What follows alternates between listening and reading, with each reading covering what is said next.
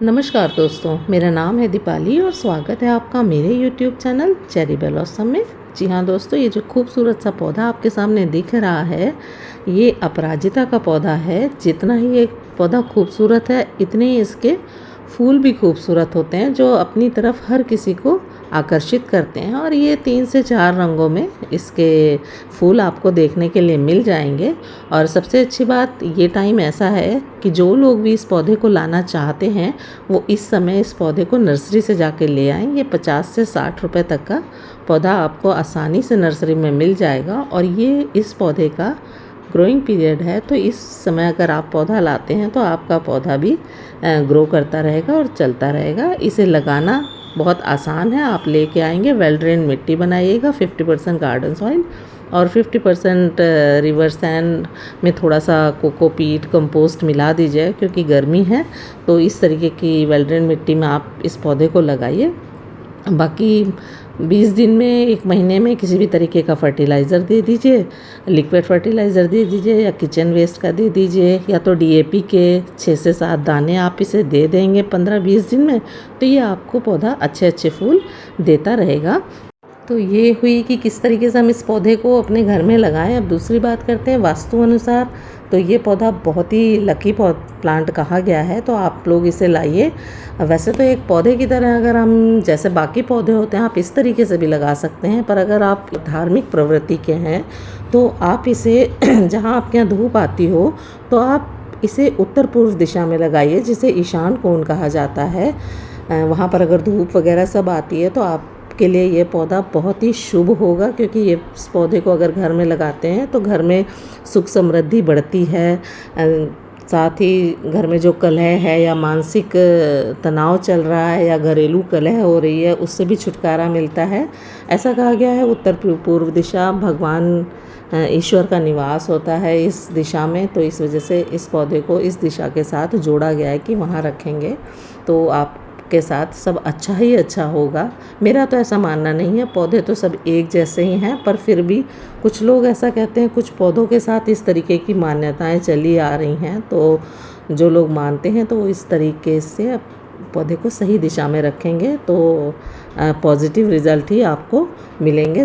इस पौधे को मेन गेट में भी लगाया जा सकता है, जो आपका मुख्य द्वार है वहाँ पर इस पौधे को लगा दीजिए। ऐसा कहा जाता है कि इस पौधे पर नज़र भी पड़ती है तो भी आपको ये उस दिन कोई अच्छी ही खबर सुनने को मिलेगी। वो दिन आपका बहुत अच्छा जाएगा, इसलिए ऐसी जगह लगाइए जहाँ पर आते जाते इस पौधे पर आपकी नज़र पड़े।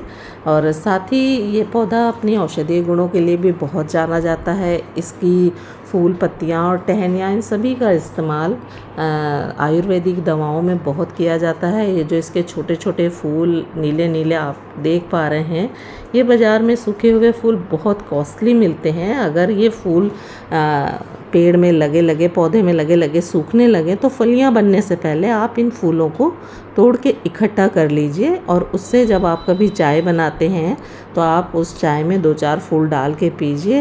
ये बहुत फ़ायदा करती है।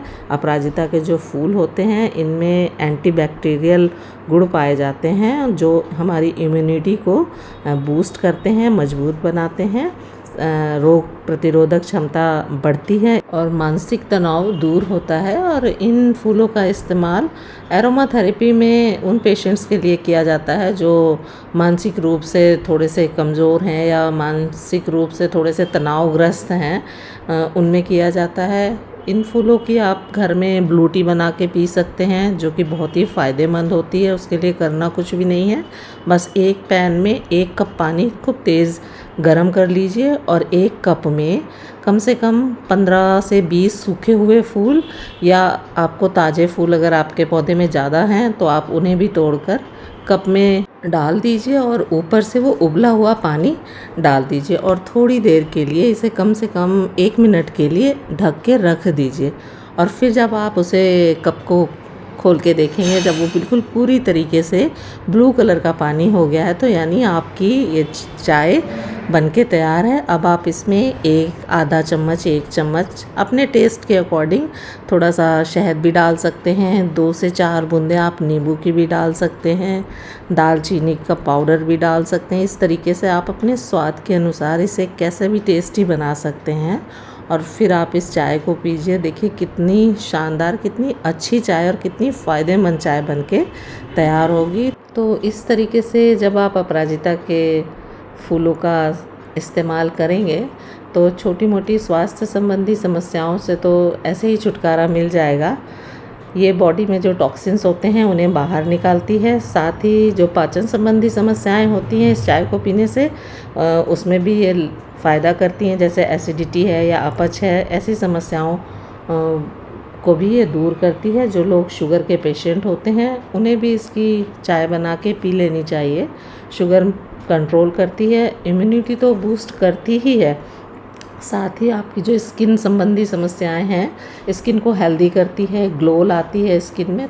मेरा कहने का मतलब है ये बहुत ही फ़ायदेमंद ये फूल होते हैं इनके, इन्हें फेंकिए मत। जैसा कि हमने बताया कि अपराजिता के फूल बहुत ही फ़ायदेमंद होते हैं, पर फिर भी इस तरीके का कोई नुस्खा अपने ऊपर प्रयोग करने से पहले आप लोग अपने डॉक्टर या अपने वैद्य से सलाह ज़रूर लें।